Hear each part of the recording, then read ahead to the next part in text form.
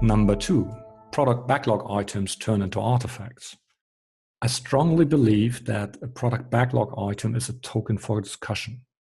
It's about co-creation, it's about discussing something with the team, it's about creating a shared understanding. And this is a process. It's a sort of negotiation, probably even a haggling, but it certainly is a discussion.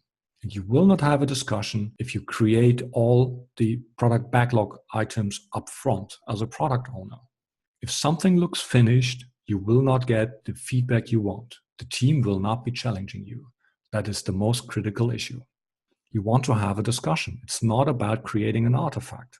By the way, if you create artifacts in that style, you're working also way too much. You're allocating valuable part of your time to something that you shouldn't do. Instead, I suggest spend that time rather with the customers and figure out what they're interested in. So what I did in the past was basically I provided a catchy headline. I could explain why I believed something was valuable. And maybe I came up with 3 to 5 acceptance criteria, but that was basically it.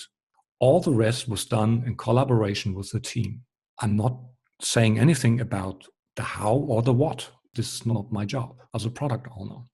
Also, keep in mind that a user story or a product backlog item is not a, for example, Jira-based requirement document. Keep it short, keep it smooth. That, by the way, is the attractiveness of using index cards and pencils to create user stories, because you cannot copy and paste something into an index card. You have to think about it because it requires your work and you can't replicate it easily unless you use a photocopier, but you have to write it new.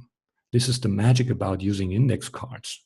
So avoid creating product backlog items that are elevated to the status of artifacts. Keep them as small as possible. Discuss it with the team. It's a token for discussion. If your backlog is not containing any spikes, that looks suspicious to me because you can't know everything in advance. If you do everything 100% upfront, for example, you have a new feature you want to build and you create all the stories for the complete feature in advance, probably that's an epic. I don't think that you're using the product backlog in the right way. So my suggestion always is apply the Goldilocks principle, find your balance and just keep it at the right level. Keep it small. Less is better. We want to keep this lean.